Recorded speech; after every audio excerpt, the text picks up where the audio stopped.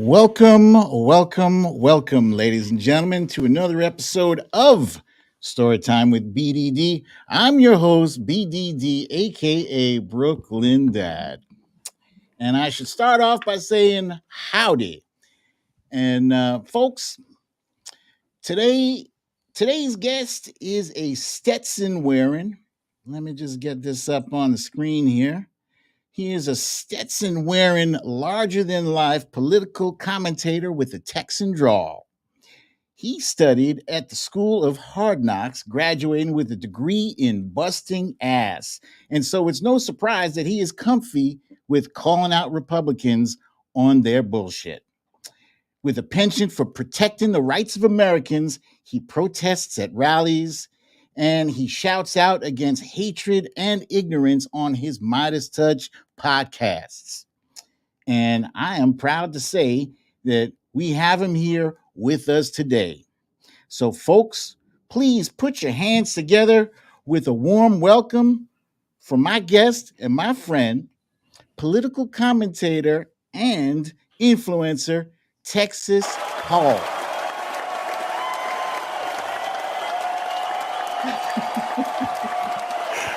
So good to see you again, my friend.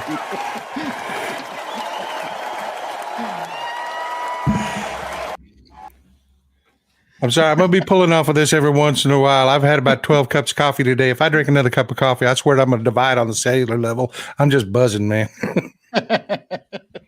Paul, welcome to the show. Thank you for joining us. It is a pleasure to be here. Thank you. Here's my most important question. It's the burning question that everybody out there wants to know. Do you wear your Stetson everywhere? No, nobody does. That's a load of bullshit. People think people wear cowboy hats everywhere. It doesn't happen. And by the way, this is a resistol. This is not a Stetson, by the way. Oh, excuse me. Yeah, I'm not into any one particular brand. I just like what this is actually a 30-year-old hat, man. Wow. Not even kidding. There's a It looks back fantastic. good one. They hold up. But no, I do not. I don't. Like, I'll go grocery shopping, stuff like that. Sometimes I won't wear it. Sometimes I will. But driving in the car, you got about 4.5 inches of brim sticking out the back, so you got to drive with your head forward. You know what I mean? No. Then showers off limits. Yeah. Of course. What about cowboy boots? You wear those too? I do. I got a pair of cowboy boots, cost more than my first car. Now, you'll have to forgive me if some of my questions come across as a little ignorant. I've never been to Texas, but so I'm curious. Naturally, one of these days I have to get out to Texas. I'm just curious about the lifestyle. Is it typical? Do a lot of people wear the cowboy hats? If you don't, are you like standing out? I'd say probably about 10-15% do. Yeah. Yeah, it's more. I've been wearing a cowboy hat my whole life. I just have. You either, when you go to school, I went to school, several thousand people in it, man. I mean, there were different cliques, different clubs. There were, lowriders and hillbillies, and then there were nerds, and you had your D&D people, and then you had your ROTC people. It's like everywhere else. It's a diverse culture.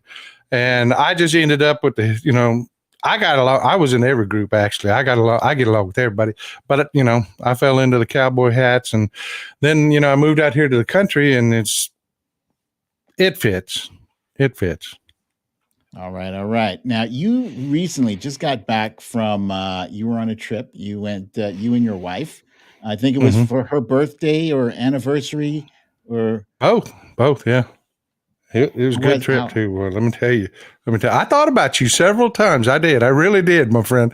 I did. I was sitting back on the beach with a frozen drink. I said, I wish Majid was here. I really do. I mean, it was beautiful. I mean, it was, and that's all my wife too, man. Let me tell you, I'm not a beach guy. The last time I voluntarily went to a beach and took my shirt off, I almost died. I mean, I really almost died. Yeah, I fell asleep and woke up. These sons of bitches were throwing buckets of water on me, had ropes tied around my ankle. Greenpeace damn near killed me. They kept trying to drag me into the water. You ain't right. See? Oh man, what year anniversary was it you guys celebrated? 20. Nice, 20. congratulations. Yeah, we both screwed up the first time around, got it right the second time around. That's Been beautiful. together for 20 years. More than 20 years, but been married for 20 years. Congratulations to the both of you. Now, before I continue, I just want to remind folks out there, if you're watching live or if you're watching the replay later on, please remember to subscribe to this channel and to like this video. It does help us, continue to create content and get our stuff past the algorithm or whatever. Now, I haven't seen you, Paul, since we first met, and that was at the Nerd Prom at the White House. That was a good time, wasn't it? That was an amazing thing. Was that your first time at the White House? No, but it was a good time. It was a good time, man. It was a good time. Yeah. I mean, I was floored everywhere I looked around. First, when I saw you, I was like, "Holy shit, that's Texas Paul!" Now it seems like from that visit, there we were in front of that. What was that door? There was some that leads. I forgot where that room leads. We walked around the backside of it and then came back around the front side. And as you can see, I'm melting in this picture because apparently the budget is such that we can't afford air conditioning in the damn White House. Oh shit, that's right. Yeah. It was hot as hell in there that day, wasn't it? Yeah. Now this picture here, this was that group picture that by now is kind of infamous. I don't know if you've caught as much shit about this as I have, but all the time. Look, I thought it was a phenomenal event, and why would we miss out on taking a picture of all these fantastic people who are fighting on a daily basis to uphold democracy? Well, we made some enemies, didn't we? And in particular, there was one who found herself putting my name and your name in her mouth. I have a clip. Do you mind if I play it? Oh man, your show, brother. You do you. This blue check mark, named Brooklyn Dad _Defiant, is a literal nobody who came out of nowhere. Oh, but he's got a blue check mark, so he must be important, right? You can see here he tweeted at the White House with these awesome resistors. Zoom in to spot your faves. Resistors? What exactly are you pro-government establishment shills resisting? Such a joke.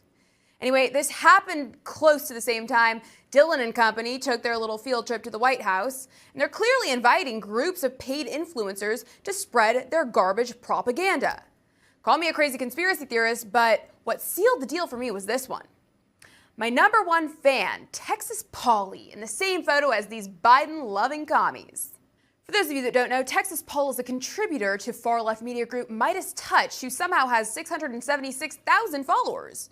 I suppose that's the beauty of not having to deal with censorship and getting your posts boosted in a completely rigged algorithm. Again, it all makes sense when you realize. Boy, the loathing, the hatred. We genuinely, Allison Steinberg and I genuinely do not like each other. That is not show, folks. That is not show. I am a love everybody guy except Allison Steinberg. But the first time I came across her, she was standing on a beach screaming obscenities at hate speech at a pride flag. And man, I just, you know me, man. I'm live and let live. Everybody live your life, and everybody does better. We all do better. And that just sat sideways with me. And we have been going back and forth ever since. I genuinely do not like that woman. You actually saw her out in the real world. No. It was something that was sent to me. It was something that was one of my followers tagged me in because they know I'm everybody's ally. As long as you're doing the right thing, I'm everybody's ally. I'll swing with anybody. That came out wrong. I'll swing for anybody. Forgive me, fighting off a little cold. But that didn't sit well with me. Just standing there, just screaming hate speech at a private. Because it was at her, her little section of California out in Orange County where she lives. There was a pride flag put up by the city on the beach underneath. You know how they do it. It's third or fourth in line. They don't disrespect the flags at all. They had the federal flag, the state flag. Then down near the bottom they had and she just had a freaking meltdown that this flag was on her beach and just couldn't handle it.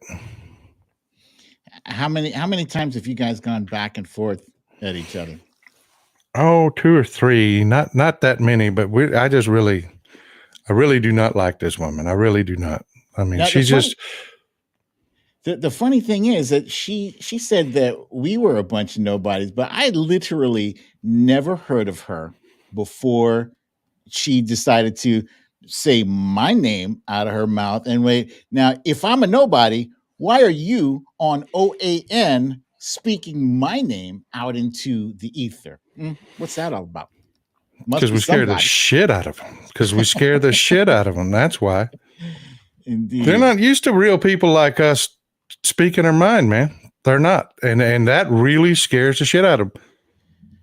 Now, what I wanted to move on to is how you came into becoming Texas Paul, because I'm sure people in Texas don't call you Texas Paul; they just call you Paul.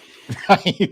They do now. People run up. I'm not even kidding. I had a lady, the nicest lady you ever met, screaming in the parking lot, "Texas Paul, Texas Paul!" I'm like, "Oh shit, someone gonna shoot at me, man!" I mean, okay. Now they call you. No, Texas but Paul. she was nice as hell, yeah. But I was always just plain old Paul for the longest time.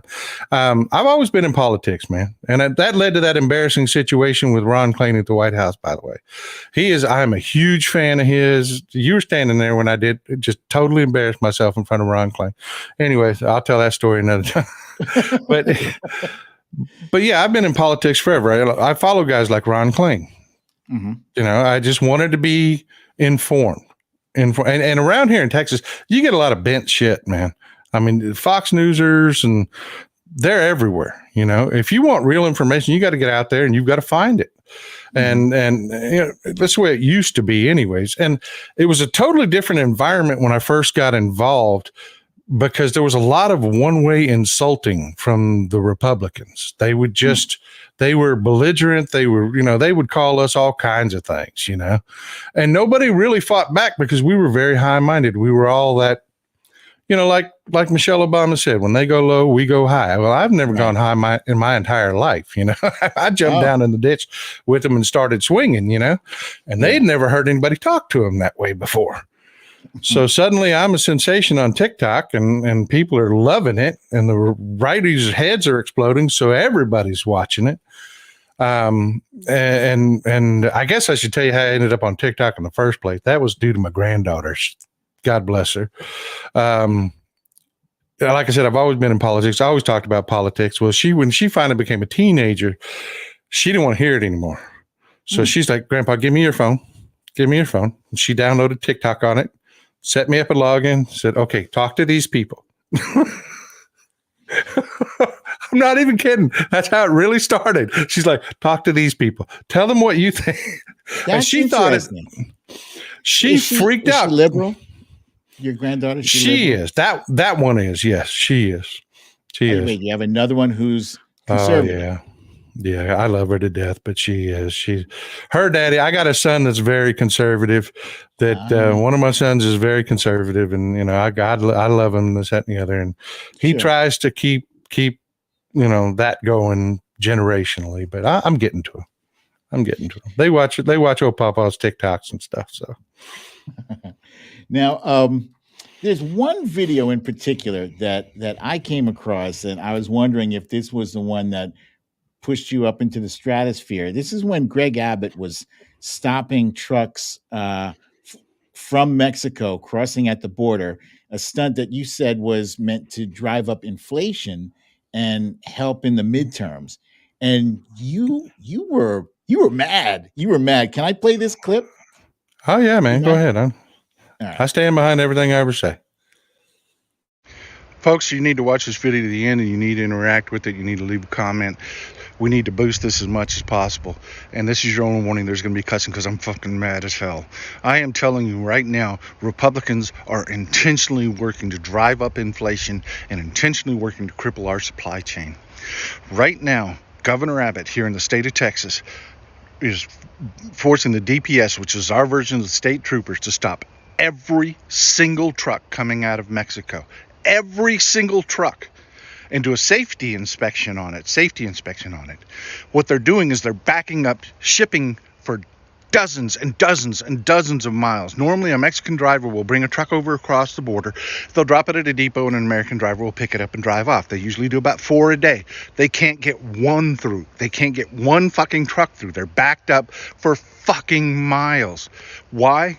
Because they want to drive up inflation. They think it's going to help them in the midterms. They want to cripple our fucking supply chains because they think it will help them in the fucking midterms. They're doing it on purpose to hurt you, your family, your wallet. This isn't being covered in the national media. All the national media wants to talk about is inflation. But they don't want to fucking talk about why it's fucking happening. You have to look at local Texas media, Houston, fucking El Paso, Laredo. Laredo's the largest land port in this country. And they've got it backed up so goddamn far you can't even see the end of the goddamn line. These are the sorriest motherfuckers in the world. Republicans are traitors. They don't give a shit who they hurt, who they fuck, just so long as they can get some power. I'm telling you people, vote blue in every election.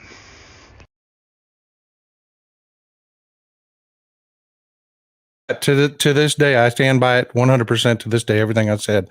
That was exactly what people don't realize. Laredo is the largest land port in the country because so much manufacturing happens in Mexico. That's how it makes it. Before the TMEC project's completed, it will still remain the largest land port in the country. And they were intentionally, I don't know if you remember when they were opening up, this was right when they were opening up from COVID. Joe was getting it done. Mm-hmm. Oh, Greg said, "Oh, hell no! We're not going to let them succeed at anything." And so he literally shut down the largest land port in the country with a bullshit safety inspection of every single truck that crossed the border, every last one. And they weren't going from Laredo to Wisconsin. The overwhelming majority just go to a lot that's literally right across the border. So this safety inspection was to protect these trucks traveling a quarter of a mile to that parking lot right over there. Mm-hmm. It was biggest load of BS you've ever seen, man. I'm still mad. I'm getting mad about it now. So what I love about that particular clip, and I'm sure, everybody who saw it loved it as well, is because your anger, you were seething, right? And you start off with the warning, like, I just want you to warn you, there's going to be some salty language because I'm fucking mad. We didn't even have time to I'm fucking mad. I was hot about that, man. I still to this, I can feel my face getting hot. I'm still to this day that angered the hell out of me, man. I mean, I can handle politics. I can handle people running with different points of views, this, that, and the other. But when you are hurting people intentionally, just for the sake of your own personal power, I just Now that's since then, Greg Abbott has been horrible. There's been a number of things that he is a horrible person for. Would you like to just let the audience know how you feel? Oh, yeah. I mean, this whole Operation Lone Star. This whole Operation Lone Star is just bullshit. That? I don't know if you're aware of it. He's taken the National Guard here in Texas, put them down on the border, and they're doing nothing. They're literally doing. We've had over a dozen suicides in our National Guard because they're sitting out there. I don't know if you've been in a South Texas desert in the middle of summer, but let me tell you, man, it is not appealing. I mean, it is hot. It's the desert, man. It's literally the Mexico Badlands right there. He's got the National Guard down there. And then he turns around and he tries to claim, well, we stopped 28,000 pounds of fentanyl from coming in the country. The hell you did. The hell you did. Those were stopped by customs officials at ports of entry, being brought in by Americans. Way to go, Joe. Way to go, Joe. But Walleye Abbott is down here trying to claim credit for everything Joe Biden does. Oh, we had over 8,000 stops of illegals. This, that, and the other. When Trump was president, there was only 2,000. Well, way to go, Joe. I mean, Jesus Christ. I got a tweet from you here. You said Joe Biden snatched that border narrative away from Republicans by pointing out everything they take credit for. He did, and Republicans are losing their damn minds. I'm here for it. That was your tweet, February 8th. Was that during the? Was that after? It was right after the State of the Union. Yeah, because in the State of the Union, Joe Biden says, "Look, I'm getting it done. I'm getting it done. My people, federal people, customs, border patrol, we're getting it done. But if you want us to get it done better, fund what works. And what works is technology. Where these drug busts are happening are due to technology. This border wall that they've built portions of has arrested no one. No one. You know what the border wall has been successful in? And I'm a fair man. I will tell you, it's been successful in one way. Around the cities that are on the border, the actual border cities, there's a U.S. city and a Mexican city that sit across from each other. When they build that border wall, petty crime goes down, thefts of bicycles, stuff like that. So yeah, it works in that respect. But is it worth spending billions and billions and hundreds of billions of dollars to build a border wall out the middle of the damn desert? No, that does nothing, because we know drugs coming across, the terrorists that we stopped coming across, they didn't come across in the desert. Greg Abbott didn't arrest any of those people. That happened at the ports of entry, and it happened because of technology. And that's what Greg Abbott said. He said, give me the funding and I will take care of this. And while we're talking about it, Democrats have a bill ready to go for immigration. They do. It involves technology. Now, Paul, immigration was originally why I had contacted you. I think it was last month, right? When I first tried to get you on the show, but you were getting ready to do that thing with your wife. I was leaving, man. You called me on my way out the door. I'm sorry. But it's still an issue regardless. Yeah, the reason I wanted you on the show is because President Biden was about to make his long anticipated visit to the border. And I always wondered, right? Yeah. So immigration is a massive issue, and it's not going to be solved by a photo op at the border. I'm the president. Everybody in this picture is a federal officer. Every one of them. Greg Abbott has nothing to do with these people. So immigration has become a political football. Every freaking election cycle, it draws conservatives in so they can rail against it, despite the fact that more than half of them with businesses absolutely do need the labor that they get from illegal immigration, right? So I get the feeling that they don't even want to solve the issue. But here's what I need to ask you, because I know that immigration is a problem. I know that there is at least from what I can see on the news, it looks like a problem. I have a picture here with all these people out on the street. Is it really like that? Those border towns? Yes, there are places there where this what you're looking at here is a picture of a humanitarian crisis. That is not a law enforcement issue. And I will tell you, if you get a Customs and Border Patrol agent in their first 4 or 5 years, before they get assimilated into that old school racism shit, they will tell you, I don't know why we're here. This is a FEMA issue. This is and these people that you see in that picture, if you will stabilize them, the only aid those people need, because let me tell you about those people. I have firsthand, I live down here. I have firsthand experience with these people. These are incredibly proud people. They are very willing to work. They don't run for welfare. They don't. If you spend a minute amount of money stabilizing these people, they become an engine of your economy for generations. They work, they get here. Those people want new clothes. They're going to work for it, and they're going to work hard for it. They want new cars. They want reliable vehicles. So they're going to go out and they're buy a used car, and they're going to do everything they can to keep it running, which is going to keep your mechanics working. It's going to keep your auto parts stores working. These people are an engine to your economy, and they're good people, Majid. I'm telling you, these are not, you listen to a Republican talking, you think they're criminals. They're criminal. They're not. Mm-hmm. They're good people, family people, man. They're the kind of people you want to go to the cookout with. I'm telling you. Let me ask you this, Paul.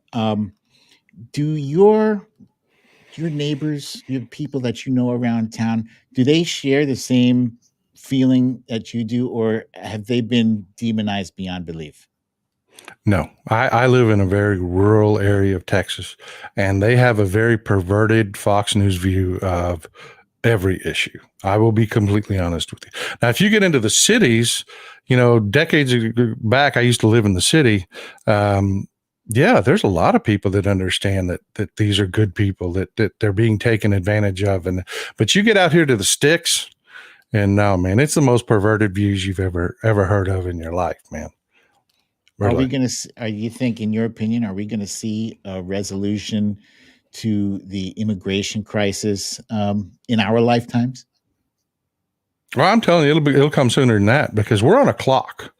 Everybody's talking about Russia and why Russia having this and the other. I actually did a video on this today. I'll give you a little taste of it. Russia is on a clock. Economists give them to 2050 before the Ukraine war, because they're aging out. You have to have young workers to be an economic power. They don't have them, and they don't have the birth rates to sustain them. They're ahead of us because they're even more xenophobic than we are. They're even more racist than we are. Wow. They are not going to allow a bunch of Africans or Chinese or anyone to immigrate into their country. They're just not. And so everybody has the clock set on Russia, calculated out. By 2050, they will no longer have the workforce to be a global economic power. Period. Wow. We are right behind them. And nobody wants to accept that, especially Republicans, because all they want to do is use the fear side of the immigration issue to attack people and to attack us Democrats. You want open borders. Well, let me tell you something. I'll be quite honest with you. You goddamn right I do. Holy you shit. Damn right I do. You know why? Because I listen to economists. I listen to people, and I understand we can't birth our way out of this situation. We need these people, Najim. We need them. Not just a matter of wanting them here or wanting voters like they keep accusing us of. No, we cannot birth our way out of this situation unless grandma suddenly becomes fertile again and starts popping out kids. It's not going to happen. I heard a while back that there was a report that by the year 2050,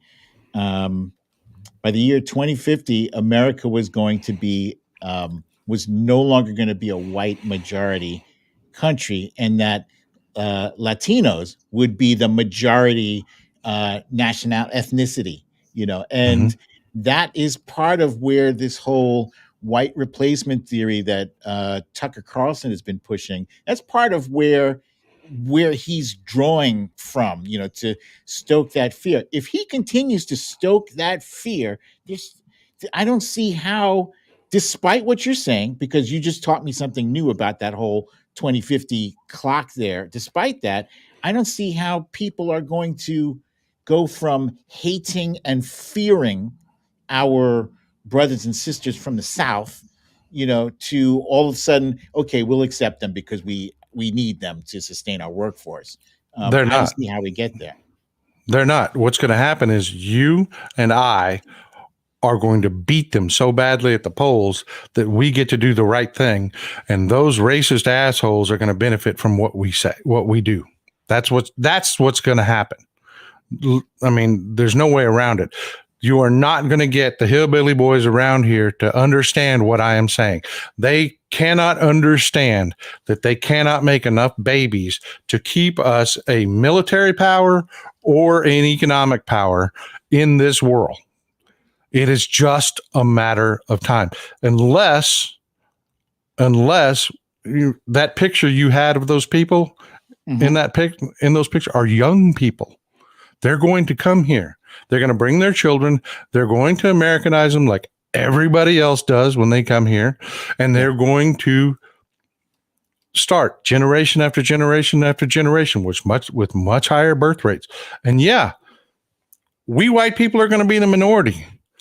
So what? That doesn't bother you. No, but to Tucker Carlson, he's deathly afraid that they're going to treat him like he treats them. Yeah, you're right. Forgive me, I got a little cold. That's all right, buddy. You got to do what you got to do. What's the weather like there? Is it cold? Are you guys in a cold snap right now? It got a little crispy today. It did. It got a little cold. It's cooling off again. We had a few warm days.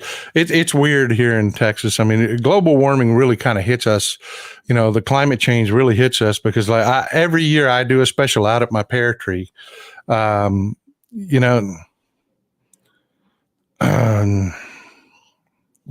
good quote there, Lisa. I had to put that up. That was a really good quote. Yeah.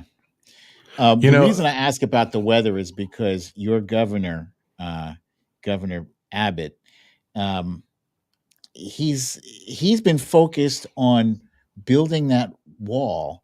And meanwhile, I think it was last week. Was it last week that there were almost 500,000 people without power during that winter storm? Yeah, 6 people died. Yeah. Yeah, they were dumpster diving down here in Texas because the power was out for so long in Austin that the grocery stores had to throw their spoilage out, and people couldn't shop because the grocery stores were closed. So you had people in Texas dumpster diving outside grocery stores trying to pick through the rotten meat versus the good meat and take something home to feed their families. That really happened. Don't your fellow Texans make that connection? Don't they see these things are happening because our governor is inept? Nobody shows them but you and me. Nobody. And I will tell you, a shout out for you, my friend. The corporate media does not show things like this because the corporate media needs drama. They need a balance. Most of them are very wealthy. They fall into the Republican demographic. They will prop up Republicans when they get in too much trouble. And something like that, showing people something like that, is a game ender. Mm-hmm. So no, it did not make it around the national news media very much that, we were dumpster diving for food down here in Texas.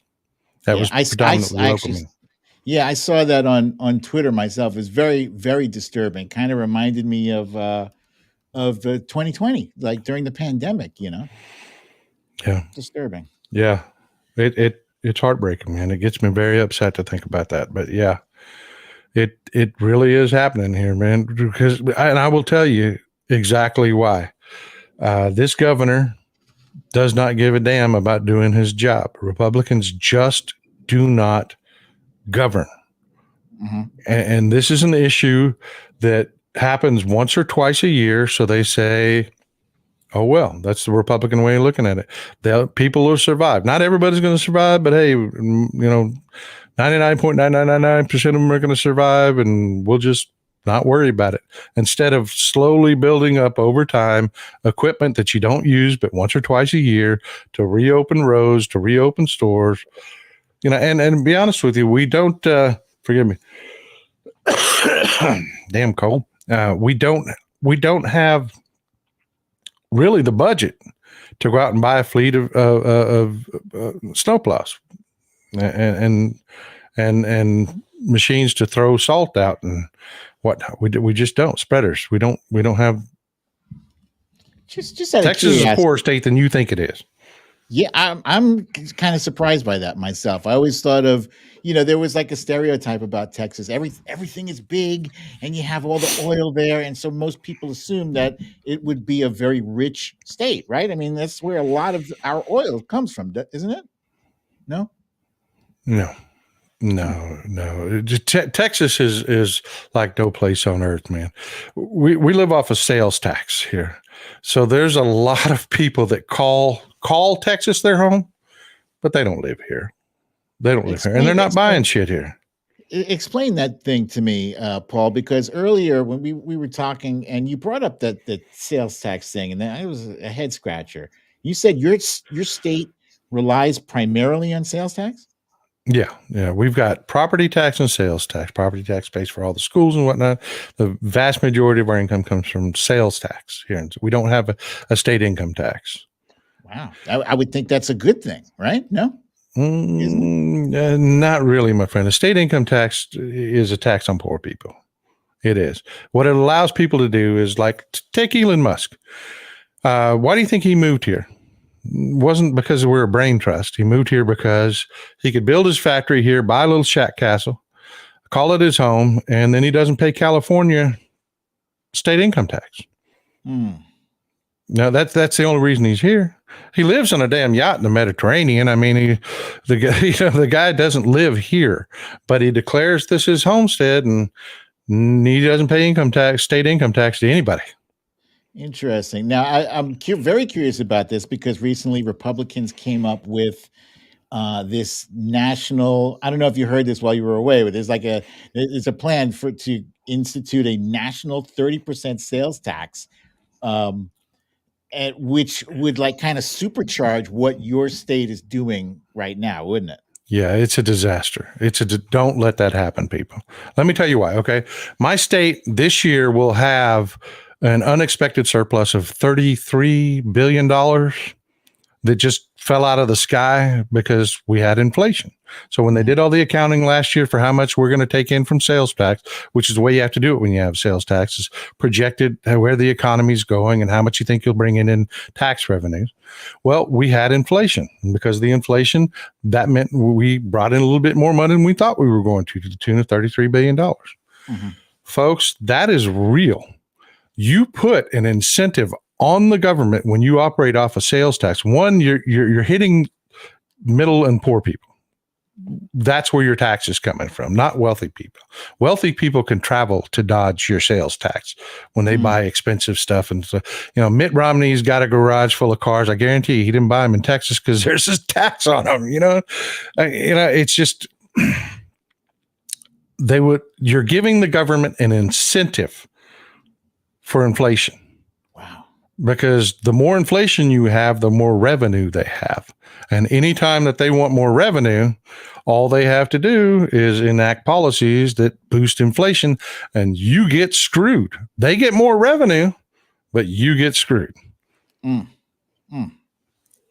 Well, we are going to be fighting tooth and nail to ensure that national sales tax doesn't go through, because it is also linked to, it's not just, they don't want to just do that. It's also linked to, excuse me, the Social Security and Medicare shenanigans, which by now, no doubt you've heard about that bullshit. Oh my God, the State of the Union was awesome.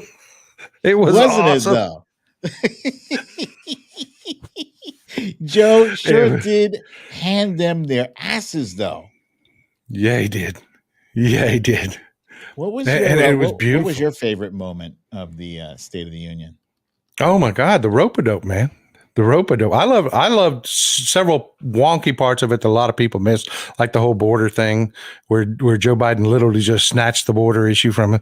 But oh my God, when he rope-a-doped the Republicans into screaming at him that we're not going to touch Social Security and Medicare, you're a liar. I was like, what am I watching?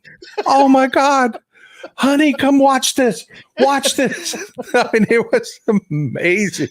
Dude, I was shocked myself. People have, the Republicans have tried to portray Joe Biden as, this feeble old man who can't remember his name. Nah, Joe is actually closer to Dark Brandon. You know, you've seen the Dark Brandon memes, right? Yeah, with the laser beams coming out of his eyes. He's a lot closer to that than people realize. He spent 47 years in politics. It's not like he's a dummy. A lot of that is the shit that he does is muscle memory. You know, like he knows how to work both sides, and you know, don't. It's like that sorry some bitch Newt Gingrich said when he was talking to Republicans about the third or fourth time Joe's done this to him. He said, I mean, Newt Gingrich is screaming at Republicans, stop underestimating Joe Biden. Stop calling him old because you're just getting your ass kicked by a guy that you just called old. You know, stop it. Joe Biden will hand you your ass. And I mean, and believe me, I wouldn't take an apple from Newt Gingrich, but he's dead on there. You're damn right.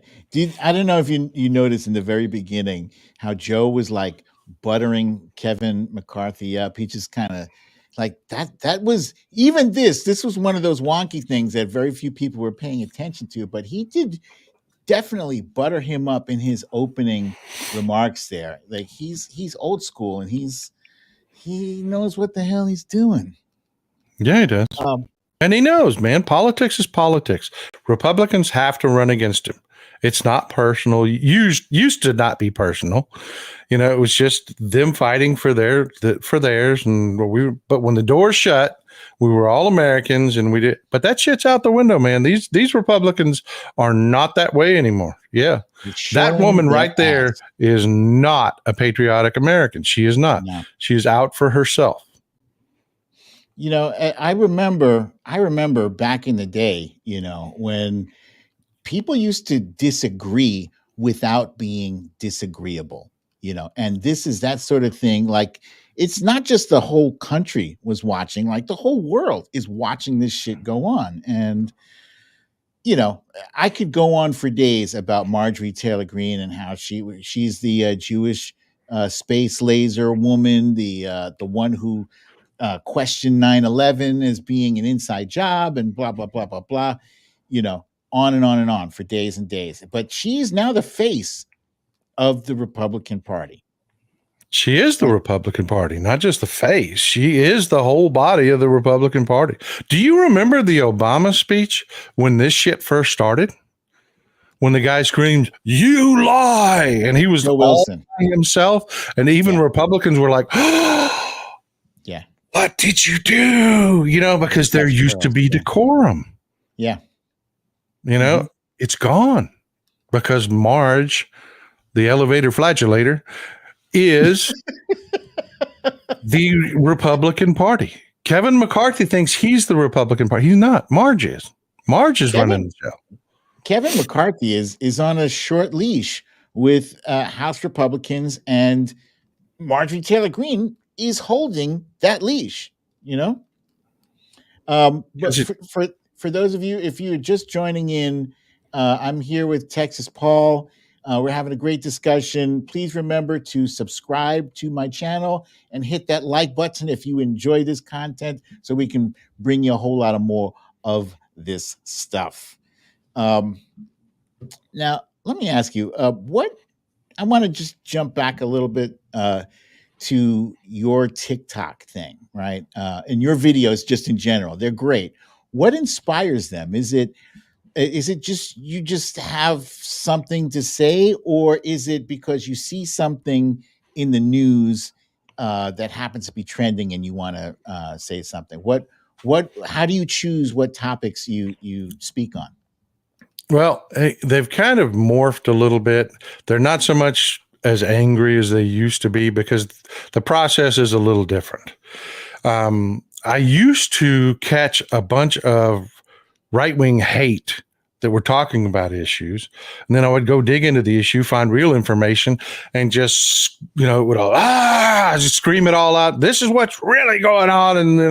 And now I don't want to give them that. I don't want them to have the chance to put their bullshit out there. So I am keeping abreast as much as I can of what's going on as fast as I can so I can get, like when the stoves thing came out.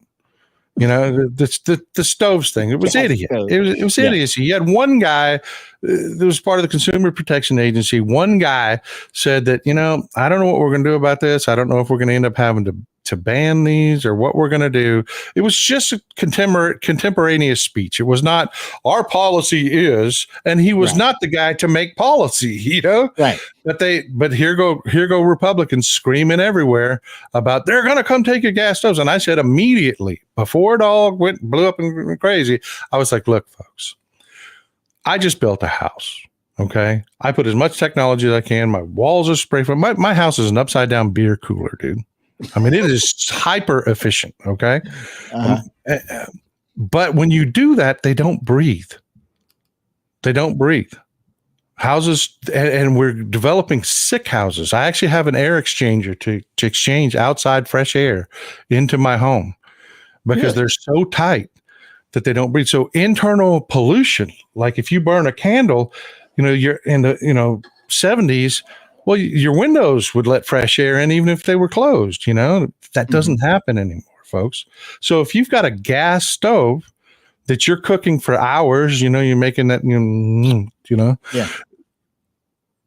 you're pumping pollution into your home.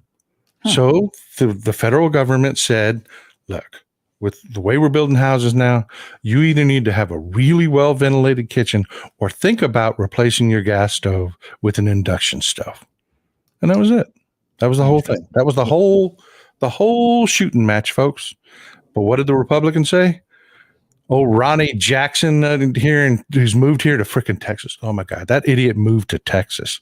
Ronnie Jackson, you know, Trump's old doctor that tried to tell us he was 220 pounds, you know, that Ronnie Jackson, that freaking drunk lives about 2.5 hours that way on the other side of Dallas. And he's like, they'll pry my stove from my cold dead hands.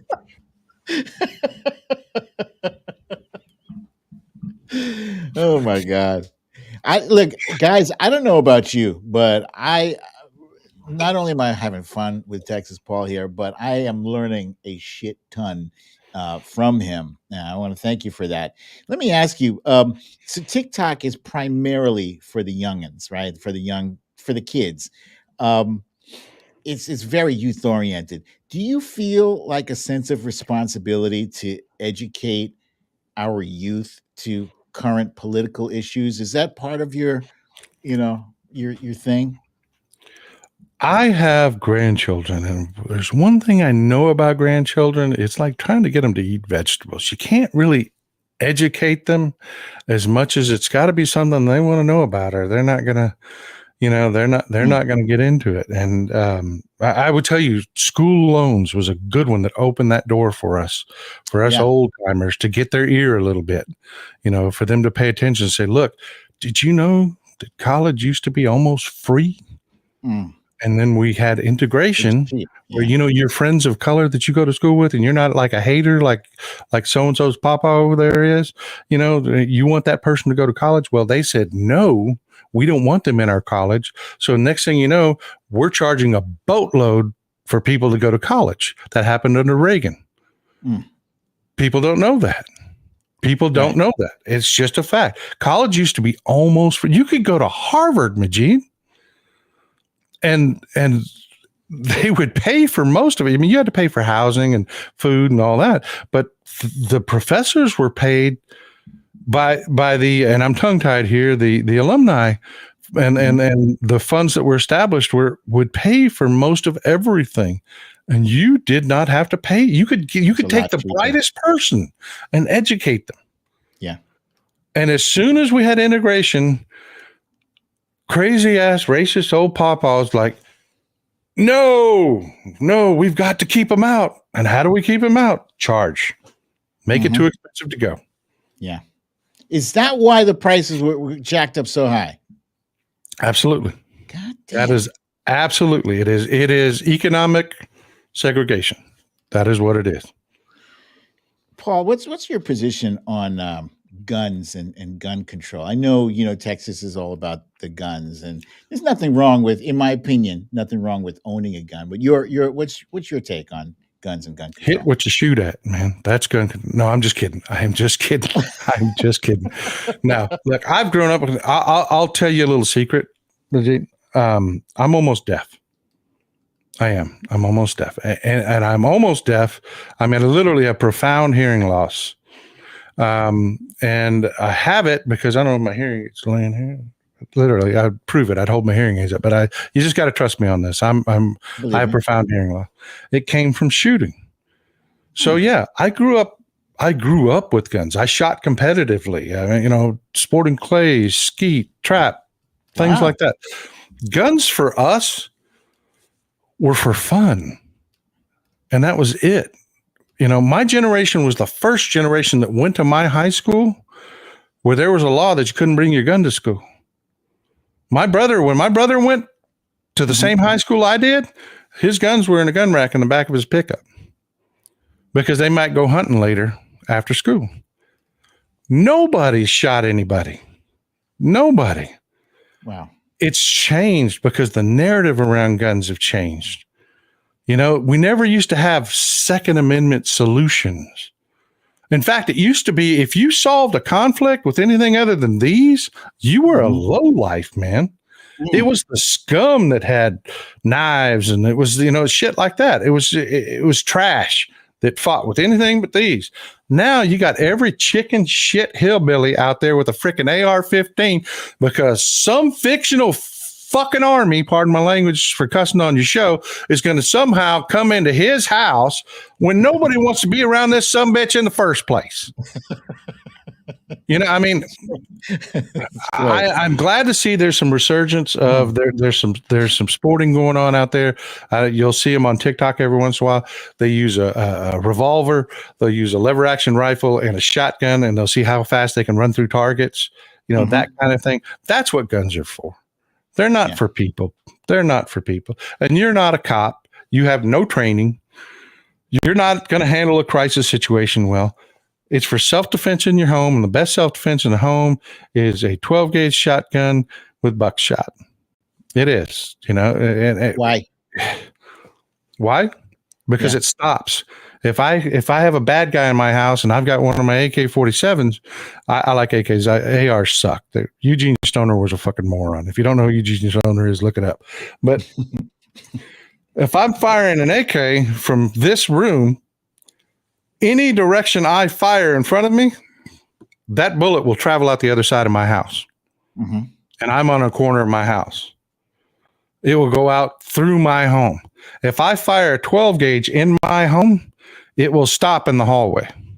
Huh. Interesting. Why does that matter? Why? Because I have grandchildren, Majid. I have grandchildren, man. I don't want bullets flying out of my home. If my family's running out the back door to safety, I don't want to be sending bullets behind them. When I listen to you, Paul, I wonder why the hell we can't get like a group of gun owners, responsible gun owners, to come out and say the things that you are saying, because it sounds like you have a gun, you use guns, you use them for a long time, you believe in them, but do you have an issue with with the regulations, with being registered, for instance? No, and I'll tell you why. I'll tell you what. Like I said, I use it. I have a use for an assault rifle. Okay, where I like to hunt is down by the border. They have a huge feral pig problem. And if you're walking out, Majid, you want to be terrified, walk out pre-dawn to your blind and come across 40 freaking hogs that are not tame. Okay. My rifle that I hunt with is an exceptional finish rifle made by a company called Seiko. Back in the day, my rifle is 40 years old, and it is still machined so tightly that the bolt is tight to operate. Okay. This was an exceptional weapon when it was made. I am hyper accurate with this thing. I can drive nails with this rifle, but if I run into 40 pigs with this rifle, I am a dead man. I am a dead man because my fat ass can't climb a tree fast enough. You know what I mean? So I carry an AK-47 with a 30 round clip. clip magazine. Oh boy, I'm going to hear a lot about that. With 30 round magazine, and I carry my hunting rifle. Mm-hmm. And I hunt with my hunting rifle because I don't like to hurt things, and I can push a button on a deer and it's over. There's no pain, no flailing. They don't know what happened. They won't hear the report before my bullet ends their life. Okay. Right. I don't get off on pain, and you know what I mean? And if I'm hunting a deer nowadays, it's for meat. It's not for, I like venison. I do, but that's gone, Majid. That's gone. The vast majority of people that are going out and buying these, Ronnie Jackson, mm-hmm. I used him as an example, as a hateful son of a bitch. And he wants that AR-15 for me. That's what he wants it for. So no, I think we're beyond a point now where my point of view is useful, because I'm going to have to endure some legislation that curbs my rights a little bit, because rotten apples spoil the barrel. We have way too many people. That's why these kids are shooting up these schools, because they're hearing people talk about solving problems with firearms. I have never taught one of my children or grandchildren that there's any problem that's solved with a firearm. I've always taught them that you are far more likely to die in your own home owning a firearm from one of your own firearms than you will ever find a use to protect yourself with a firearm. That's just fact. That's what I teach them. So you have to respect these weapons. They're dangerous. And that's something that most people that own guns nowadays don't even teach themselves or their children, that weapons are actually dangerous. This is it's gotten insane to the point where I don't think a genuine discussion is going to solve a damn thing. There are too many people out there that are.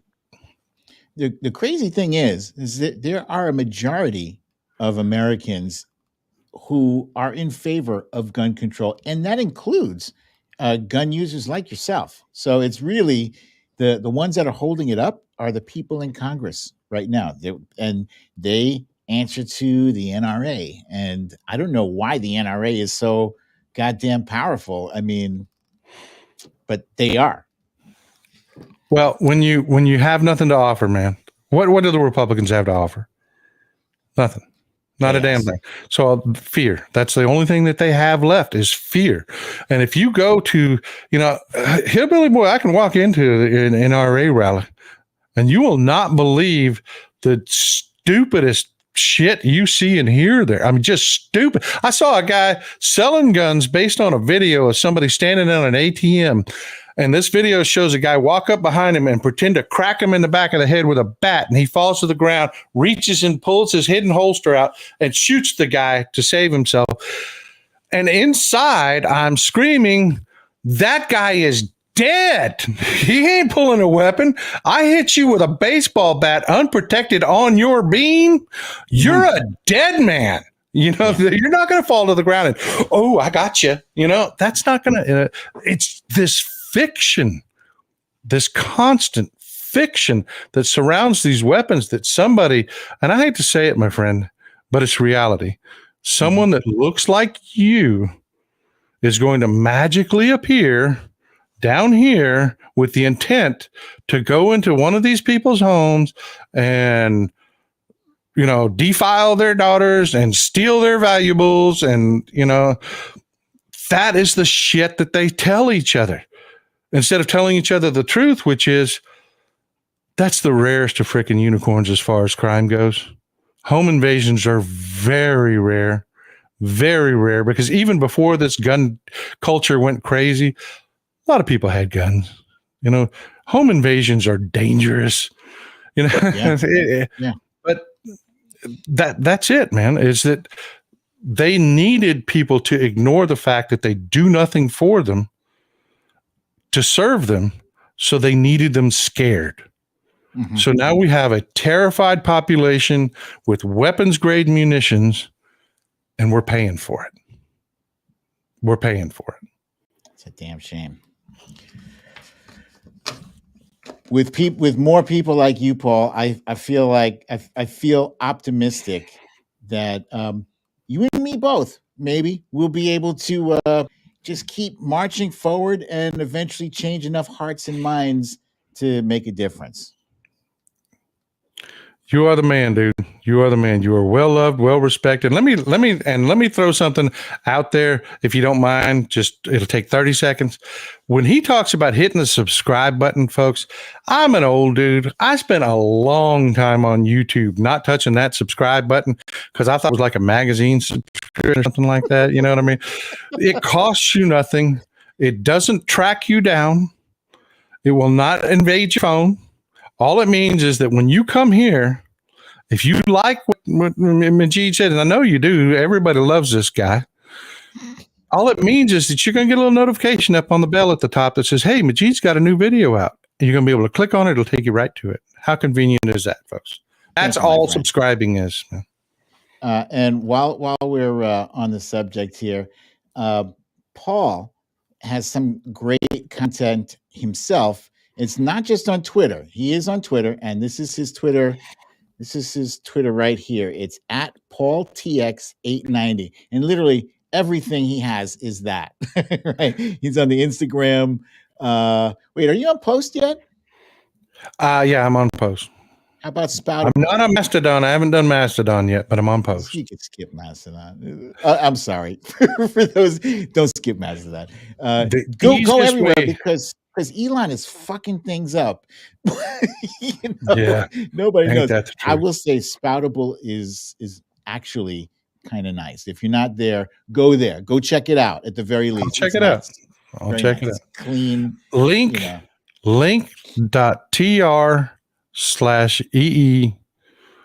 link.tr/EE Texas Paul will take you. That's my link tree. That will take you to all my social media. I've got all of it at the very top by the icons. If you want to see me on Instagram, you can just click Instagram. If you want to donate a little cash, just hit the thing that says support. You know, I mean, whatever. It's all on my link tree. Link tree. Everybody needs a link tree. Everybody needs a link tree. Yeah, it's helpful. All right. Now, Paul, we are at the point of the show. This is my favorite part of the show, by the way. I told you about this. It's a guessing game, right? So what we do is I'm going to offer you a choice of one of 4 categories to choose from, right? This first one is who the Faheezy. Now I'm going to show you a picture of a famous politician or media person when they were young. And you have to guess who the Faheezy that was. Guess the TV show character quote. I'm going to read a quote from a famous TV show character. It's not necessarily comedy. It does include some comedy shows, but also some dramas and et cetera, et cetera. So you have to watch a lot of TV to want to get down with this one. Name that Billy Joel song. One of these days, somebody's going to take me up on this one. I love Billy Joel, big Billy Joel fan. I love Billy Joel too. And name that Prince song because I'm also a big Prince fan. So me too. Tell me the best performance ever by anyone is "Purple Rain in the Rain" at the Super Bowl halftime. It's fantastic. Yeah. So what'll it be, my friend? I'm gonna go with who the Faheezy. I am. Good choice. Very good choice. Okay, so here's what's going to happen, right? As I said, I'm going to show you a picture. And if you guess correctly, more cowbell. You get the cowbell. And oh, damn. Let's see. I don't know if you can hear this. Did you hear that? Yeah. You didn't hear that, right? You did. That's like the fail sound. I don't know if the audience heard that though. But yeah, in any case, I'll let you know if you got it wrong. Okay. Wah, wah. Okay, so here is our first one. I know it, and my mind just went blank. Minnesota. Oh my God, I know it. She ran for president. My God, why can't I pull her name up? I'm going to fail on this one, dude. I just went completely blank. I know exactly who it is, but I can't. Yeah, I blew it. I blew it. I know exactly who it is. Glasses. She's great. She's great. And I know who she is. Well, Yeah, you're there you close go. with the Minnesota The there. Klobuchar. Yeah. What did you say? Don't know what Klobuchar, but I got helped out by chat. Amy Klobuchar. Oh, damn you. Dude. Wah, wah, wah. Okay, no peeking at the chat, my friend. She wore glasses for a while, by the way. She did. Did she? Oh, yeah, you're right. Damn it. Okay, let's see. Yeah, people were saying Klobuchar here. Okay, here's the next one. You ready? Yep. And seriously, no peeking this time. Okay. I'm saying Jamie Raskin. Wow. Interesting. Unfortunately, I have to say, wah, wah, wah. Oh. That is, let me see if anybody. I can recognize the eyes. I can't pull up who. Do you have any guesses at home here? No one guessing. Wait, someone said, philosophy said Tom Hanks. That's a good one. It does kind of look like Tom. You're going to be upset when I recognize the eyes. Bill O'Reilly. It is back from his Levittown days. So yeah. I'm guessing when he was young, like the evil hadn't set into his heart yet, because they say evil, it rots you from the inside. Yeah. All right, here's the next one. His first two were a little challenging.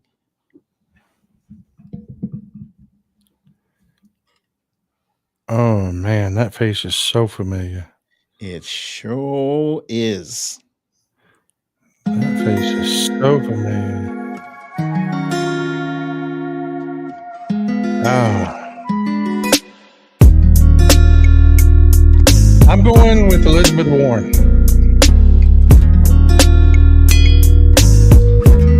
You are correct. That was Elizabeth Warren, indeed. Good guess, my friend. Good guess. Right. Grooving, man. Guess, right? Grooving. Okay, here's the next one.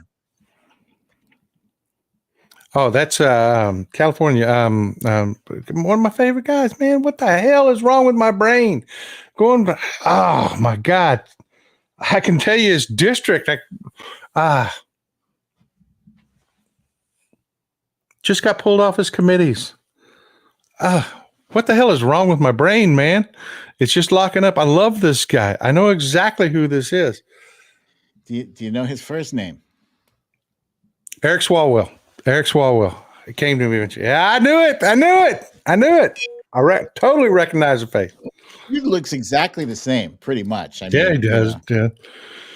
Stays inside too much. That blonde hair is from when your parents used to kick us outside and say, "Don't come back till the sun goes down." The Trump Reaper does not care for the haircut. Okay, here's the next one. Hillary. You are correct, sir. You are correct. That is Ms. Clinton. Hillary Clinton. I tell you what'll blow your mind, too, is you see a young picture of Bill Clinton. He looks like a freaking Viking, man. Used to have hair down to his shoulders. I'm not even kidding, man. Oh, what do you mean? The, what do they call that thing in the Oxford back? days? No, when they say the party in the back, mullet. A mullet. No, he had, full on, didn't just have the sides cut, this, that, and the other. No, he had full on long hair. He really did. He used to be a hippie, man.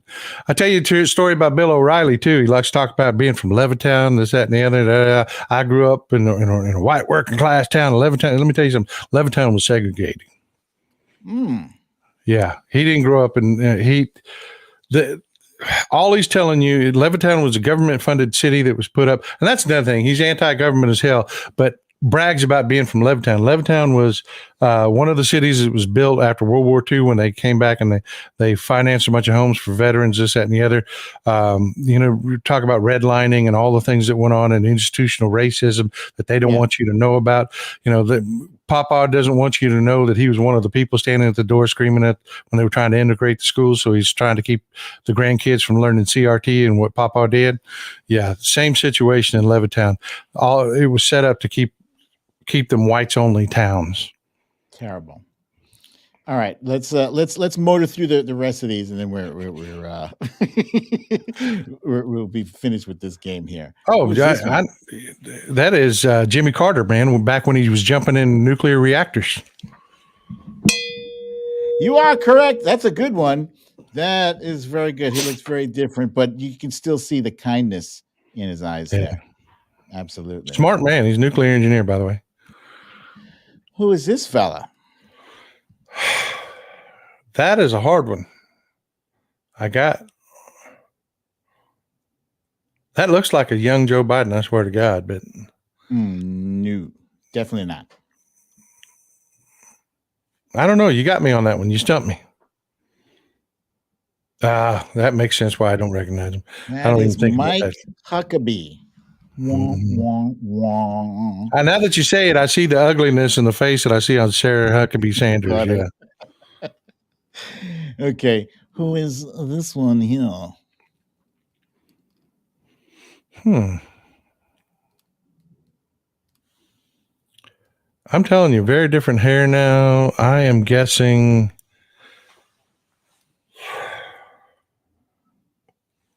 the smile really, and I'm not getting it. The smile features is clicking on somebody, and I'm not getting it. Well, I don't know. I will end the suspense here. This was Sarah Palin. Sarah Palin, back when she was less nutty. Okay, that one was tough. That was a tough one. She's scary nutty. She belongs to one of them churches that are real radical, like snake handlers and shit like that. Her church was founded out of a cult. Really? She's dangerous, man. You are chock full of factoids. Yeah. A wealth of useless information. How about this one here? The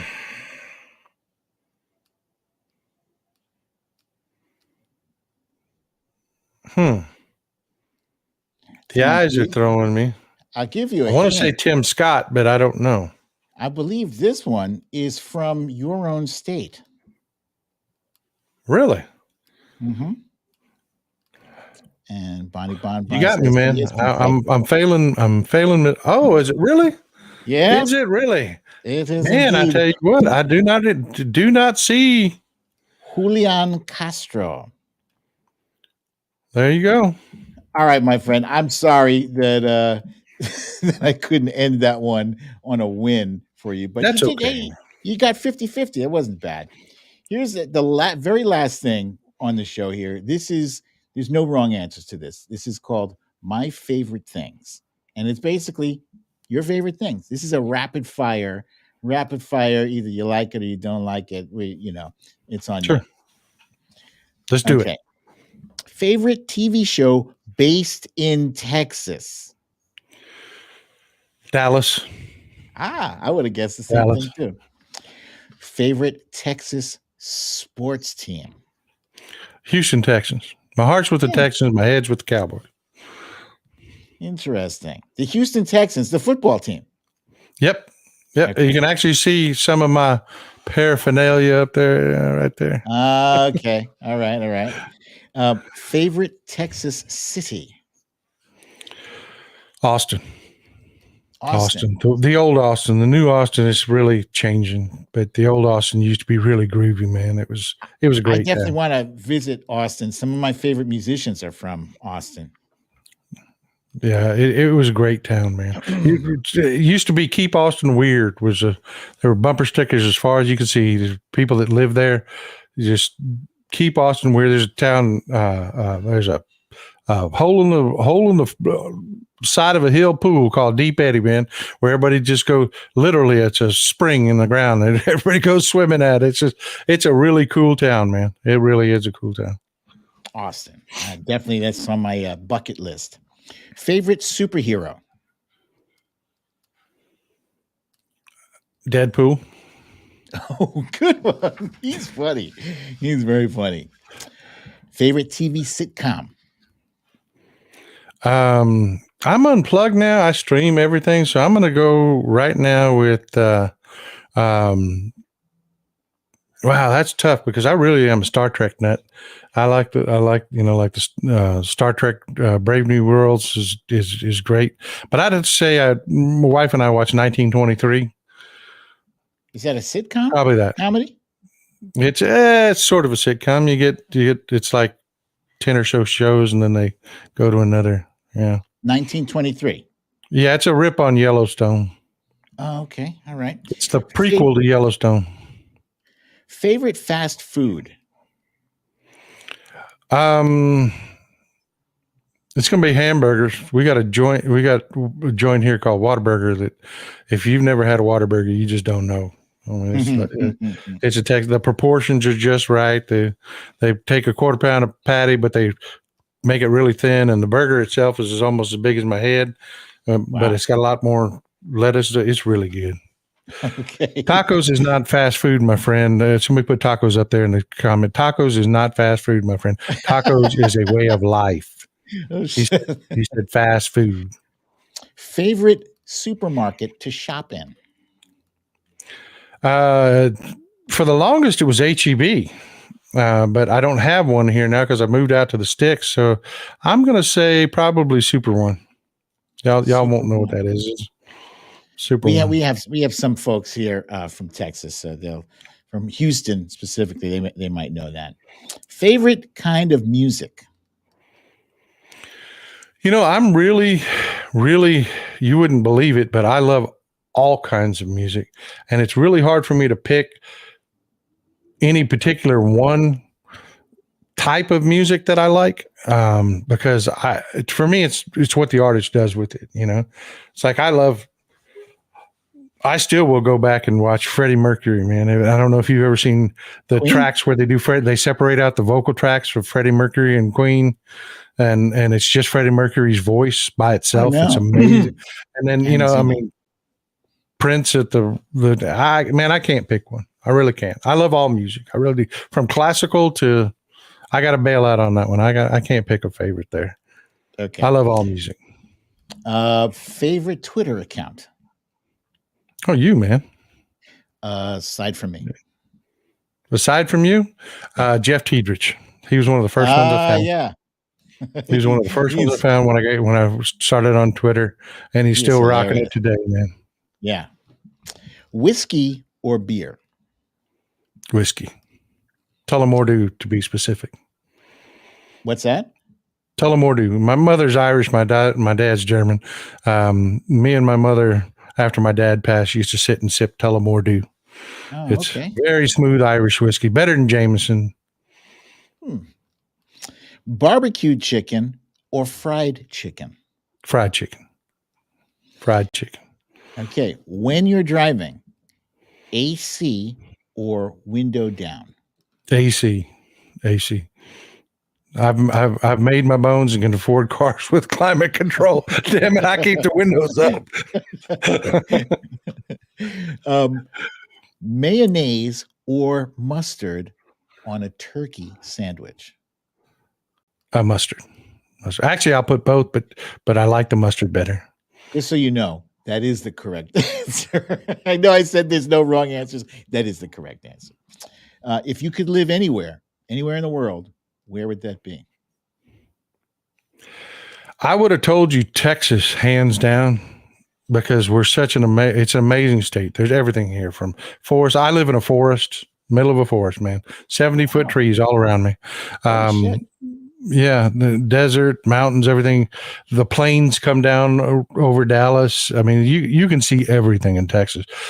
But I will tell you, after going down, my wife has convinced me that the islands are the way to go, man. I am telling you, I would probably live in St. Croix right now. That's awesome. Awesome. If you could do any job for one day and you'd be a pro at it, what would that job be? I'd be president. Interesting. I would. That's a tough job. You'd have to hang. You'd have to hang me the next day for all the crimes I committed, because I guarantee you, one day as president, there would be gallows out on the mall, and I would have the CIA over telling me every one of those traitor sons of bitches there are, and I'd hang every damn last one of them. And then the next day, I'd be standing outside with bracelets on for committing all the crimes I commit. But I would clean this government up in one day. My goodness. All right. Last one here. Any particular charities or foundations / organizations that are close to your heart or that you support? I love Shriners Hospital, and I love, and you have to forgive me, I'm having a hard time with like drawing a blank. Danny Thomas has founded it. Help me out, folks. Children's Hospital. It's not it's not St. Jude's, is it? St. Jude's. Thank you, man. I don't know why I'm having brain freeze today, folks. Forgive me for that. St. Jude's is an amazing hospital, and the work they do with children and families is incredible. I mean, you have no idea what it's like. If you've never had a children, I had a scare with my daughter, and I will tell you, after that, seeing the work that St. Jude's does, and with the families, because there's the amount of stress that's on a family. I don't care who you are or where you come from. When you've got a child that's sick is incredible. And the fact that the families don't have to worry. They've got a place for the families to stay.